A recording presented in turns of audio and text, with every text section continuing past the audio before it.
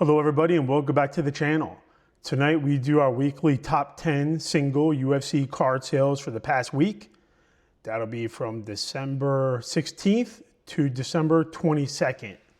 So let's get right into it. So coming in at number 10 is an iconic historical card in UFC history. 2012 Topps UFC Bloodlines Khabib PSA 8. So again, like the card is amazingly iconic. It is out of a super hard, expensive box. 2012 Topps UFC Bloodlines, thousands of dollars for a box. This is a PSA 8, so there are 20 in existence. It sold for $1,125. What's interesting is that the seller, who has over a 12,000 rating, just took a picture of the front of the card, not the back, which is kind of interesting, kind of a crappy photo. I'm not saying they could have got more money out of it, but I don't think it did any favors for the card. What I want to bring up about this card, which is something to think about when you're spending like four figures on a card. And I'm not saying this isn't a great card, and I'm not saying it's not a card I wouldn't want in my collection, but just to pull up a little historical data. So this is the sale here for $1,121. And this is the base version. The out of 88 and a PSA 8 did $4,000. But I want to show this one here. So earlier this year in June, this card went for $1,869. But what's interesting is that it was a Pop 17 at the time. So from June until December, so call it 6 months, 3 extra copies were added to the population report, which is an extra 12% increase. Now, that may not seem all that much, but that's a little interesting that the card basically went down 40% from the last sale and the population increased by 3 copies total. And some of the sales before that, March of 2024 went for $850. And then June of 2023 went for $1,400. And then February 2023, $700. So 7 to 13 to 850 up to 16 at a peak. And then it's kind of coming down a little bit. So I think the price action is interesting. I would not buy this card for me unless it was relatively closer to the lowest sale, like closer to 700, I would say. I would feel more comfortable. But it comes in at number 10.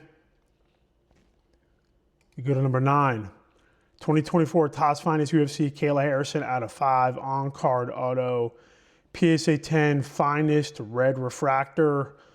So for $1,145 American, Pop 3. Has a huge following in UFC. Gen 10. Nice auto. It's a good card. Again, not unique enough for my tastes, but I can see if you were a Kayla Harrison collector how you would really like this card. I mean, she is the strongest UFC women's fighter right now. Gets a lot of attention. Like I said, tremendous fan following, and you can't discount that. That's why these cards go for this amount of money. And, it's an iconic card, but I don't know. But then again, you're going to see as we go further in this, some of the prices on these cards are absolutely wild. So we're just getting started. Coming in at number 8, 2022 Panini Instant UFC Max Holloway Kaboom PSA 10 Pop 23, sold for $1,225 via DC Sports. Iconic image. The Kaboom still has a huge following.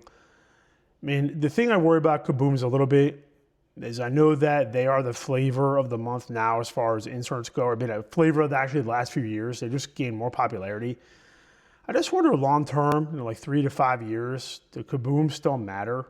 I would guess they do. I just don't know how much.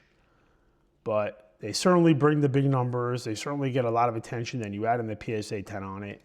Goes for big money. So just to pull up a little price history on this, this is the one that went for $1,225. In August, a 10 went for $900 via best offer. Before that, a 9.5 went for $486. A raw went for $375. This year, February, a 10 went for $750. So the trajectory of this card, Max Holloway and the Kaboom brand, is up, up, up. Everything's going in the right direction. How far can this card run? I have no idea. But the fundamentals look solid, and I know, iconic card. Pretty cool image too. But go on to the next one, number 7. 2025 Topps UFC. Thoughts from the Boss out of 5. Max Holloway makes a second appearance in the top 10 with the Dana White. Thoughts from the Boss with the auto. Cool card. Not a fan of the color out of 5 for this. The red. I don't know, just because of the picture, the red doesn't seem as red to me. It could just be the way that the image is photographed. Cool looking card, $1,300 or best offer. I verified it on cardladder.com. It did sell for the full $1,300. So a nice addition to the collection and just a cool looking card. So now we go to number 6. Number 6 is iconic card. I love this card. Probably my favorite card in the entire top 10 this week. 2009 Topps UFC, John Jones PSA, authentic, auto 10. Was a PSA $1,800 of best offer, ended up going for $1,500. John Jones, sick auto, classic card. The white with the red, kind of aggressive accent. He is mid-fight. It looks like he might be, I don't know if that's a person or he's against the ring maybe, or not the ring, but it looks, I guess that's a person. It looks like he's punching or holding on to something. The imagery is kind of weird here, what exactly this is. But he's definitely not posing in a portrait setting or in a photo studio. It's an action shot, sick card, sick auto. And one of these days I'll get this card. But I absolutely love it. Sick card. Coming in at number 5, 2022 Optic UFC Sean O'Malley Gold Vinyl 101 PSA 8. $4,000 or best offer, ended up selling for $1,500. Now the question here is, if it's a 101 and you look at the card and it's not going to get a 9 or a 10, why would you bother grading it? That would be my question here. Like, you could tell in the back it's off center, like pretty bad. You can tell in the front here. I know having it is an 8. At least in the slab, you can get a deal on it as the buyer, but as the seller, I'm not sure I would have graded unless I was confident in a 9 or a 10. Big money card, though, of Sean O'Malley. Iconic superfractor kind of pose. I mean, not superfractor, sorry, Go Vinyl pose, but definitely inspired by the superfractor design. But pretty amazing card there. We go to number 4. 2023 Panini Chronicles UFC John Jones Kaboom, another Kaboom in the top 10. PSA 10. Even though it's not an in-fight pose, I love the pose. I love the belt. I love that he's yelling. The Kaboom accents this card really well. This card has so many things going for it. This card I'd love to have in my collection. So this was sold for $2,000 and verified at $2,000 there. There's a better image of the card.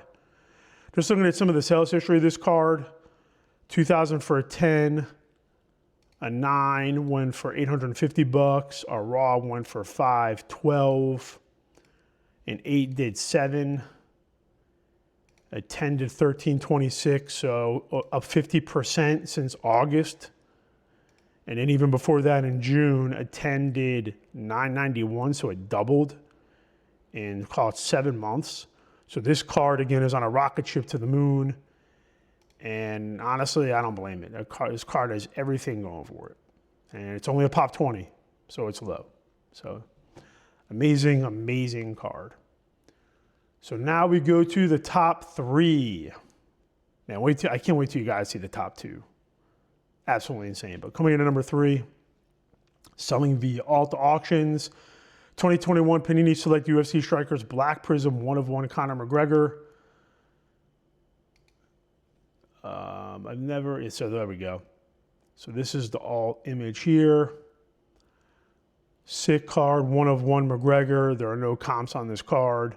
It's basically if you want a 1 of 1 of McGregor, you're gonna have to pay for it. And somebody absolutely did that by paying $4,740. Wild price. I like its horizontal in action. I wish the card had a little bit more eye appeal. I don't like the design of the card in particular. I don't know why that is. I don't know if it's because of this diagonal image cutting off. Like I almost wish the image was went through to the bottom of the card and maybe make this a little more narrow on the left side. But cool looking card. So now we're going to go to the top 2. So I was looking at these top 2 cards. Both of them are on Fanatics weekly auctions, and I was looking at them, and I was talking with a buddy of mine that's into UFC, and we were trying to guess at where these 2 cards would end up, and I think they doubled our expectations or tripled where we thought they would land. So 2018 Topps Chrome UFC Superfractor Anderson Silva 1 of 1 PSA 10 sold for $7,950 with the buyer's premium. I mean, stunning, stunning card. Kind of zoom in a little bit. In-fight action shot. Anderson Silva's, left arm cocked back, beating the crap out of whoever this dude is. 1 of 1 horizontal, which I love for action shots. Gem Mint 10. So like in the world of collecting, the highest of the high end and the best of the best are always going to show the strength of the market. And what I mean by that is when the economy is doing bad or collectibles are tanking, usually you see the weakness in the mid to the mid-high cards. But the best of the best, usually, not always, there are exceptions to the rule, but when the best of the best comes on the market, collectors will pay up for it. And I think that's what happened with this card. So this card was probably tucked in a collection for the last 7 years or however long since it's been graded. And when the card like this comes up and you want this card, you may never have another chance again. And that is why these big numbers are realized. But I think it shows the strength of the market collecting, but I also think it shows the strength of UFC in general. And it also helps it's of an all-time great. But this is only the number 2 card. So let me show you number 1. 2017 Topps Chrome UFC Superfractor, St. Pierre 1 of 1 PSA 10. Again, another gorgeous image. I mean, just the intensity, the way his eyes are locked in on his opponent. His arm is cocked back. You see his muscles flexing. You see his veins. You see like his ripped body. Like it's just insane, dude. Like the card is stunning. And it went for $13,200. If that doesn't tell you the potential of UFC cards, especially the highest of the high end, but also the strength of these products and the strength of the collectors investing in this world, I don't know what does. So that rounds out the top 10 at the number 1 spot. Stunning, stunning card. I watched this card as it ended. My guess was it was going to go for about $5,000. My buddy guessed $6,000 and it more than doubled that. So congratulations to the buyer. Congratulations to to Fanatics Collect for running the auction, but also to just UFC collectors in general. I think when you have serious buyers spend 5 figures on a UFC card like this, for a card relatively recent from a major brand as well. It's not from 2009 Knockout, but it's from the past 8 years. I think it strengthens and fortifies the entire seriousness of the UFC market and the collectors in it, and just kind of validates what we're seeing, kind of my thesis on the whole UFC market in general, And I kind of want to touch into that too. So I'm going to read this from my phone real quick. So I'm not going to read this word for word because I don't think it's appropriate, but I'm a subscriber to the Substack, The MMA Draw by Nate Wilcox.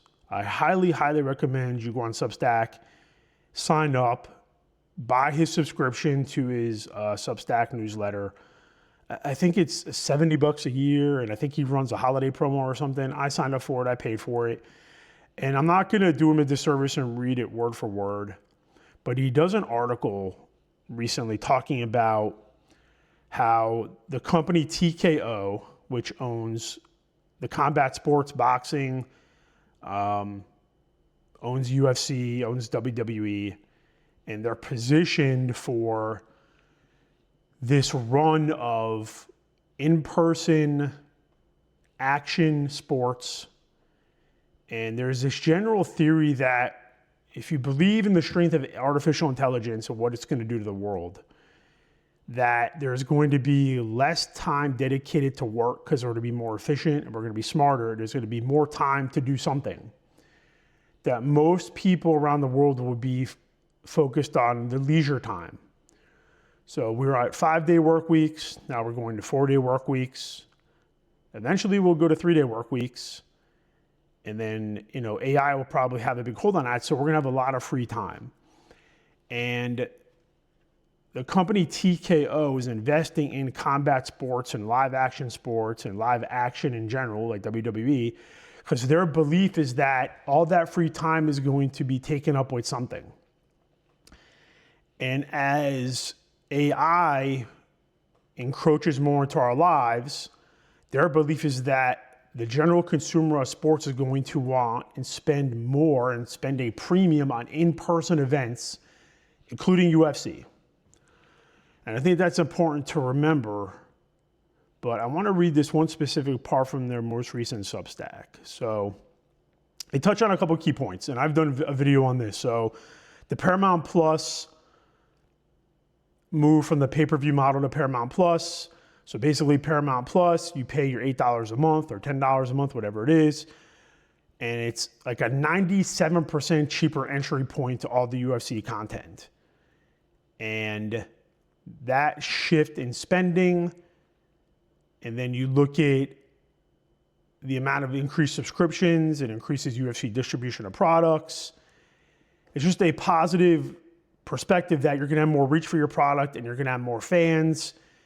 You have more fans, you're going to have more sponsorships, you're going to have more eyeballs on the product, and that leads to more people buying the collectibles. And that's the whole point I started this channel, because my belief is over the next 1 to 2 years, we are going to see significant growth in UFC fandom, collectibles, and I think that will translate to higher prices in this sphere of collecting, whether it's single cards or specifically what I like to focus on mostly are sealed boxes. I think that's where the sweet spot's going to be. But another thing I want to touch upon is he kind of talks about the concept of, for international growth, that having more international fighters will contribute to having more influence in international markets versus other sports. I believe in that as well. I notice when I sell items on eBay, which has an international seller program, I'm selling more stuff internationally than I am inside the United States. So I'm super bullish on that. But there's one thing I want to point out here, and then I'll kind of close out the video. So based on the data in this newsletter, if you look at getting the attention of millennials and Generation Z and that type of market, the data in this newsletter suggests that if you look at the median age for the UFC market, which is 35 years of age, you compare to the NFL, which is 50 years, Major League Baseball, which is 47 years, NBA, which is 42 years, NHL, which is 49 years, and MLS, which is 49 years. Out of all the major sports, UFC is the only one trending younger. And I think that is critical to pay attention to. Because if you look at collecting, you look at where it's going with breaking of cards and whatnot, in that culture, I think it ties in closer to the age demographic UFC. And I think that bridge there is an interesting opportunity for Seal the Wax. And then lastly, he talks about the exposure of UFC, how many people follow NBA, Major League Baseball. And again, I'm not going to read it word for word, but basically his perspective is that how much more market share can the NFL and the NBA really gain as far as fans? His theory is that it is near saturation or near capped out globally, but the UFC is significantly smaller, so there's higher upside. And nobody's going to know how that's going to play out as time goes by, but I tend to agree with that. That if you want to say that the percentage of sports fans, of all the sports fans in the world, let's just say that 15% enjoy the UFC. And you look at all the sports fans in the world, and on average, 60% enjoy the NBA. You're going to tell me that the UFC going from 15 to 20%, which would be a 33% increase, that the NBA can increase 33% from, say, 60% to 78%? I don't see that. I think the UFC has an interesting opportunity to get more people in the sport and to buy collectibles. And it's a smaller group of fans, but they are super dedicated to the sport. And I think that can spread. And I like the numbers. I like the direction. But again, check out that dude's Substack. Amazing knowledge. I try to read it every time it gets posted. But if you got a little something out of tonight's video, please like and comment down below. The algorithm rewards that. Please subscribe for daily UFC content on this channel. But again, to go back to my favorite card, I think this one is the most amazing and stunning and best for UFC collectibles. It's iconic. But my favorite card, my personal favorite, is the John Jones card here with the auto, just a sick card. All that said, stay safe, be well, drink your water, make sure you do your cardio every day, keep your heart healthy, and I will talk to you again soon.